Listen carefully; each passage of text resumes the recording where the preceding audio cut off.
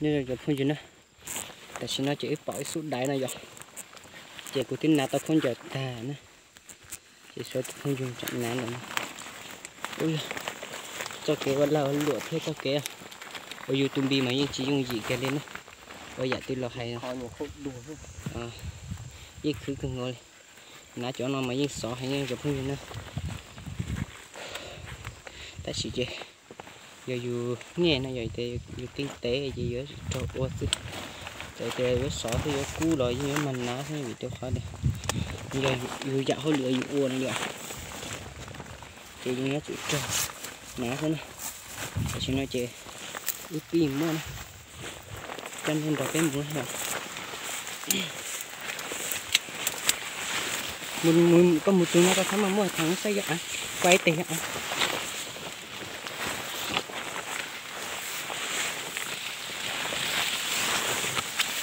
em đợi nó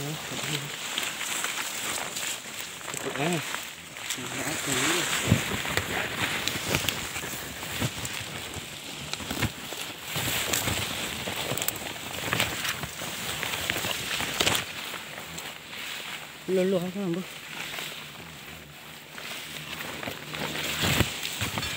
nhặt phần nó nữa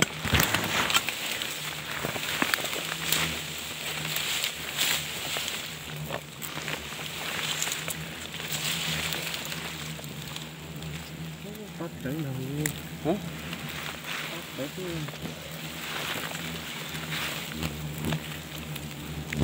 xin nào mà cứ lo tới cái vặt rồi nó sẽ không nữa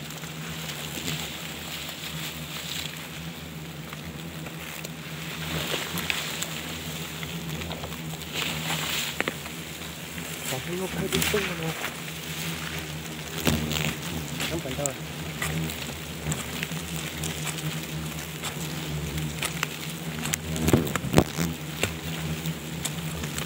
giờ không còn cái gì nữa bên này là gì cái kia đi cái phần khai cờ đi nữa giờ cái chỉ một cái con chợ nó mà như nó chịu đi nữa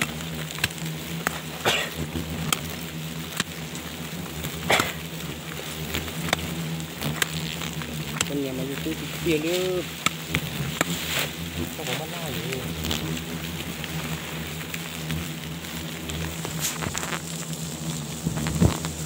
thôi không bỏ kéo mà cho nhà một lò cho cơ hội nó được gì nữa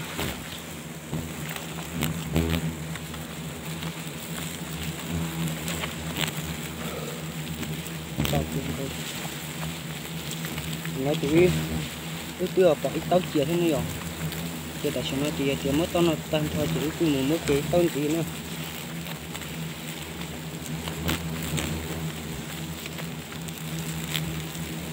cái tu à cái tu có đủ áo lúc khó này nó khó từ rồi thế nên là tại vì lúc tôi cũng được hụi nữa được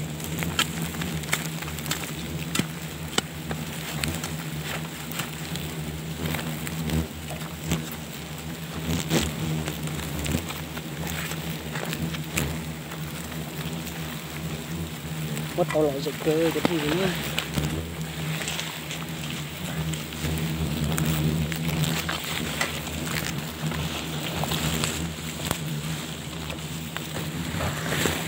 nó gì vậy sợ hả mày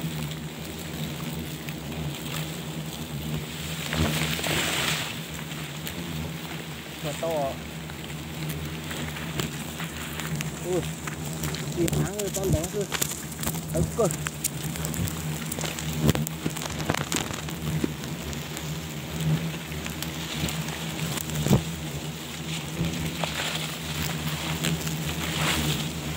ấy tụi mày muốn làm gì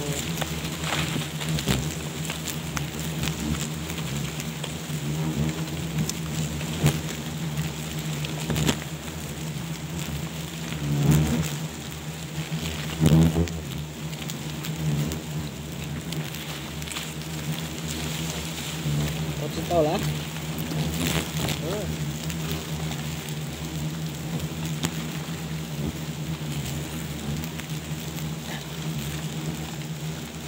mất nó con bóng này tao xây chân ở đây một thứ mà thấy xa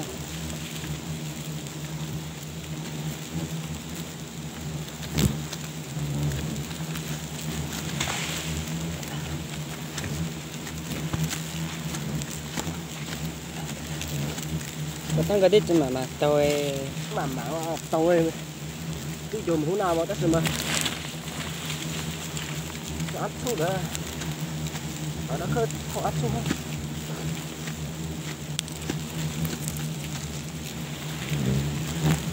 bây giờ lấy con gỗ để đu lúa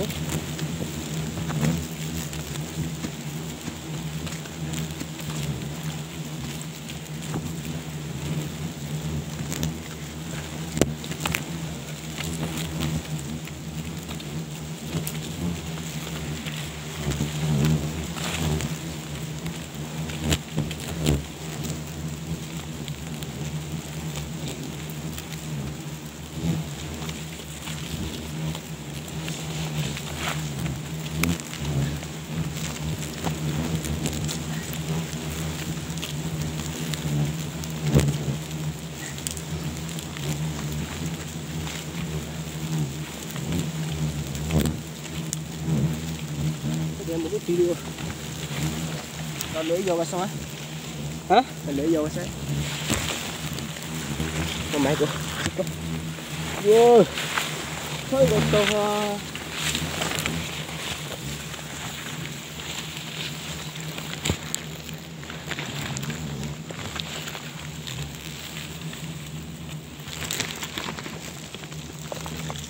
tao nhập về khu nào mà to cha trâu á hay tao tem phủ vô sốt trâu tao nhập về khu à trâu lá cha có món tao được bây giờ sốt tao nhập về khu à em bu nó ui giời trâu có món tao nữa thì ra nhìn tao muốn là giờ giờ tao bán tầng á bán tầng tao nè lúc còn lên thì tao bán tầng tao à món đấy nó là sốt tao đấy chứ không mà ở chơi cái đấy quả luôn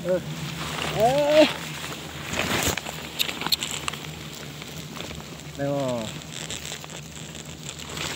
cái này chết tao đấy trời mình có nhà sáu thứ nhau thử ui nhà sáu thứ nhau thử nhớ nhất sáu là cái có một vấn đề chủ nhân để lúc chết nát thế à mình có một đáy ở tiêu một đáy lâu luôn á chỉ bảo thế nói gì mà mày thôi cái đó một lo nhưng mà con chỉ chạy rồi bông nó từ nó luôn giờ lọ khóc không lưu lọ coi giờ sổ hoa nhát để luôn đi sổ phải to là những nó nhột cương rồi đây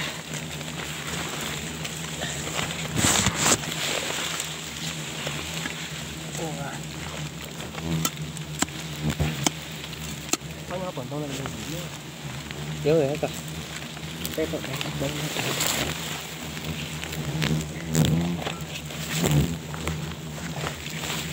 yếu là có chỉ có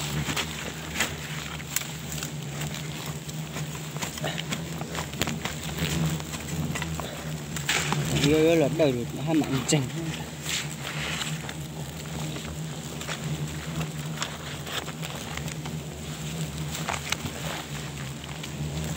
bao mà giờ mà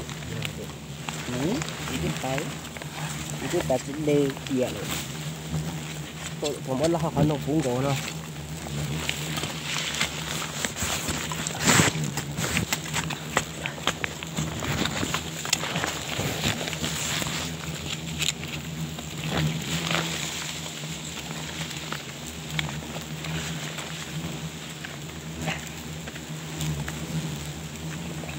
yếu không này chưa cú cái món tôi yếu hơn này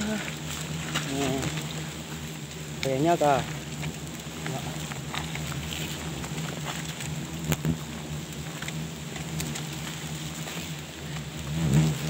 cái tao sầu chua hả tao sầu của vô chua cái cũng á ôi ôi họ tốt tình các bạn mua cho mà thế nè ở chỗ thằng ôn lên rồi ôn lên rồi mà cũng tao cái linh đấy giờ ôn đấy mà mà đi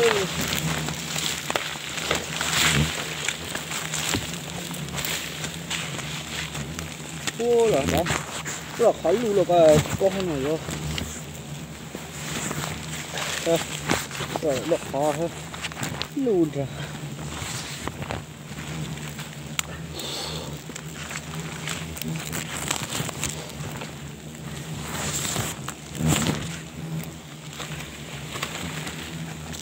Vụ con này hơn.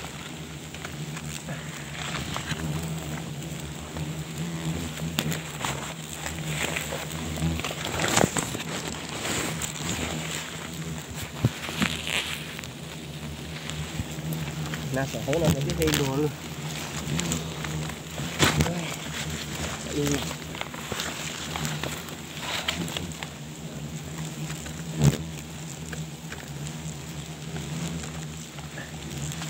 Mà mặc cái giống câu á. Cái tôi cho nhớ chứ. Xuống thôi.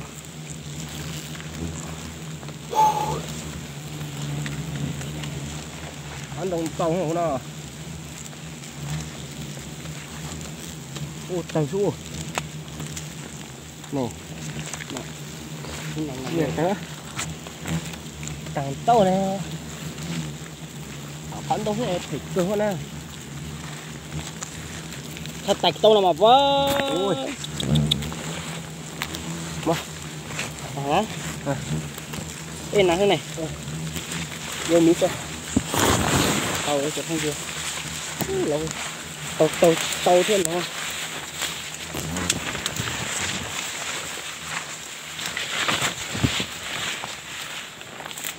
Con này có cho cái nào? Nó. Cút tao tiền. Rồi. Ấy. Chị nói chị. Thay nó chứ. Yo, thay tàu vô, kéo. Cái gì ạ? Kia đi chị. Cái kia này. Cái một so thôi. Một đây so thôi này. Đó. Lịch không chờ. Chị nó mà chỉ cả lịch không chờ này.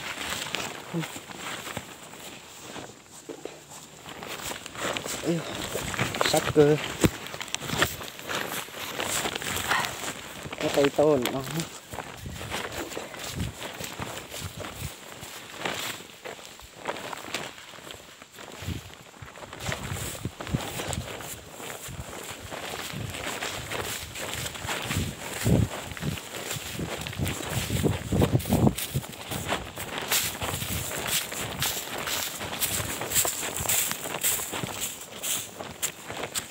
Mà đấy bật lấy cũ à?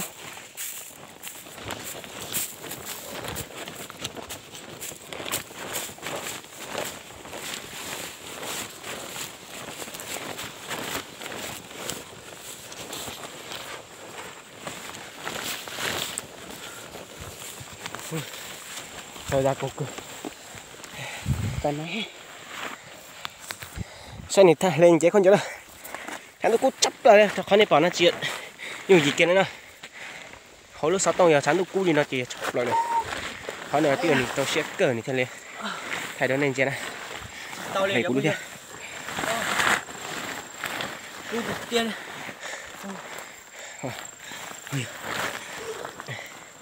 Chiêu gì nó phải. Bây giờ tiền, xá tiền là thay nó thì thay thôi. Sao tao kiểu cũng thay mình chỉ thay. Sao mọi người. Xó cường rồi lên. Tao phải luôn hả? Thay tí luôn nọ xưa. Khơi dựa kê thế nào của. Lâu khơi dựa cái lâu khen đấy rồi. Thế mà nó thấy có chặt lời này thôi, cô chỉ cô mình mà một tay chim câu ấy. Cú cười tới thật mà. Chẳng ơi dựa cái thế mà bó tư thôi. Vô mình sẽ dí nhá dễ hả. Thay Đó. Tụi nó chỉ là tụi mua nữa. Tụi nó chỉ ít một đây hồi bây giờ nó hành cương rồi đi. Nó mới kết chứ. Ta chỉ lúc nào mà mới được cái. Thay tính tẩu cho nó. Nằm mà mới lúc mà tóc cười ta chỉ mua tàu ấy ta chỉ lúc nào nhất chỉ tóc hay lẩu tàu được cái. Ui. Chính sai liêu. Thành plate cũng nè. Trong nhận đấy giặt trong cơ xài coi. Ôi, cái này.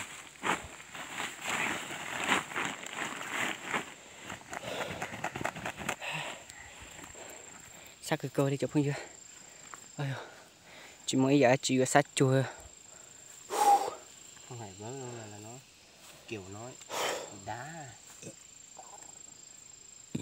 Nó có dễ móc cứ chặt lời. Tại vì nó chỉ phải ra video nó chỉ xây tàu 5 miều thôi. Có cứ tầm này. Tại vì nó chỉ xây tàu gì nữa. Chỉ tàu mua nào. Là nó chỉ bảo cái xe từ tàu. Nhỉ, lìn nọ thế. cái này bắt chân ở trong chập là cho họ thủ thủ lấy phiêu mày đi ra nó thôi thôi ra nào để thoát chân rồi nhớ rằng đấy chậm hơn chưa cái cuối ra video này cho là sau đi nó bây giờ ôi dùng gì xí nữa tha thay cử lý lấy cho mà tiêu tốn nhiều cho bây giờ nó bây giờ nào mà nhóc họ tơ nhóc ý giả liệu xe nó tự là thế này chị nhớ rằng đấy cuối ra video cho sau nó sẽ giờ tiến lên từ bỏ trong nó là thọ ba đăng ký thiết sang ngàn này giờ chị ở trong đó lên xin chỉ đùa để cho thiết lưỡi vai ra khi video nữa nhớ rằng